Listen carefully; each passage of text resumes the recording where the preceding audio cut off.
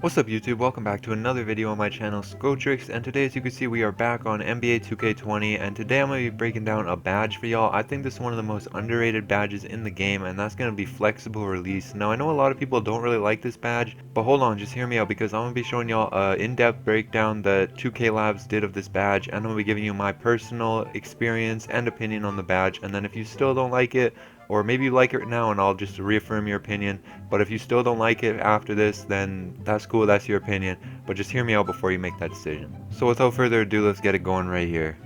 Alright, so we're here on NBA2KLabs.com. This is a pretty good website. They break down all different badge tests. You can get a premium membership where you can see jump shots, or they do, takeover shot meter, all that stuff. But today we're going to be focusing specifically on flexible release, like I said. And y'all can obviously see this chart here. You might be thinking the badge might actually be pretty good, but I'm going to break down what all this means for y'all and help you make an informed decision on if you need this badge. But first of all, let's look at these pictures right here. You can see this would be like a perfect release right here. This would be able to green.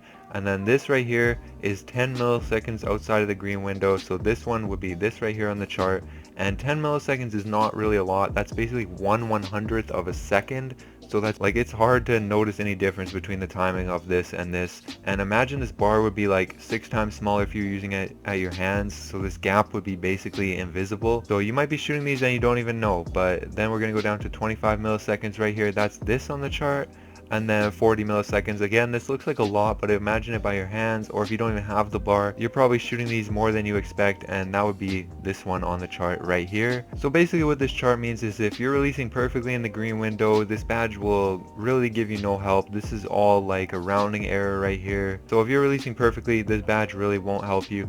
If you're releasing only 10 milliseconds outside of the perfect release, which would be right here, and again that's 1/100th of a second, having this badge on Hall of Fame will increase your chances of making the shot by 11.5%, and then as you go up to 25 milliseconds, it goes up to 13.5 and 9.5 for gold, and as you go down to 40 milliseconds, you go all the way up to 20% on Hall of Fame, 17.5% on gold, and even 14.5% on silver. And like I said, some of y'all are probably releasing like this more than you know, more than you expect. And to have this badge on Hall of Fame or gold and to get that 20% boost or 17.5% boost is huge. And you're definitely going to want to get this badge. Now they did say here that they tested it at a 75 3-point rating, but I've used this badge at all sorts of 3-point ratings, 75, 90, and it seems to me that the higher the 3-point rating, the better this badge even works. So no matter what your 3-point rating is, this badge is really going to help you. Now I know what a lot of y'all are going to say, I have a pretty good 3-point rating and I don't really make a lot of the shots that are perfectly released, and I need badges to help me make those shots that are perfectly released rather than,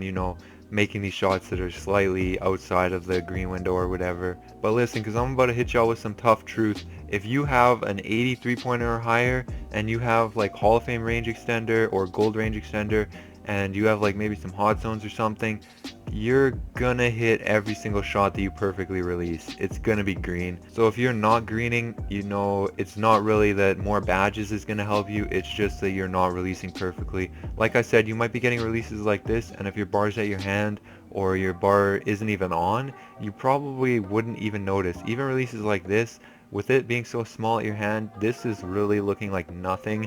It really looks like this distance of a gap. So you might not even notice that most of your jump shots are being released like this, or even like this, especially if you have your bar off. You could be releasing like this every time and not even know. And you could be getting a 20% boost, but you're not, because you're thinking that, badges like Green Machine are going to help you out more, when really you're going to need flexible release a lot more. So hopefully that makes sense. If you got a high 3-point rating and you got like quick draw obviously, and then like range extender, you're gonna green every shot. So flexible might be the best badge for you if you're still missing shots. And basically what they said right here for the "so do I need this badge" tab, they said that the return on the badge is really good if you're not consistently shooting either A's right here or B's right here, and I would totally agree with that. They say if you're not doing that, put it on Hall of Fame.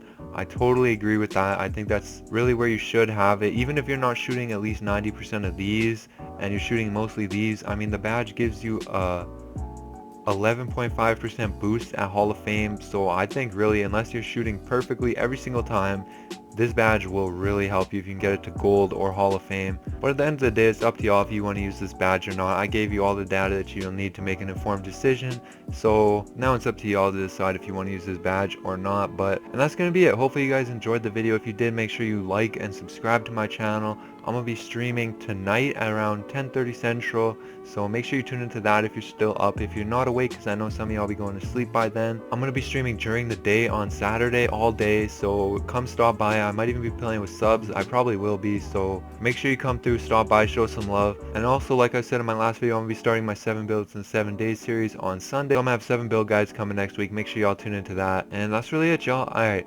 peace!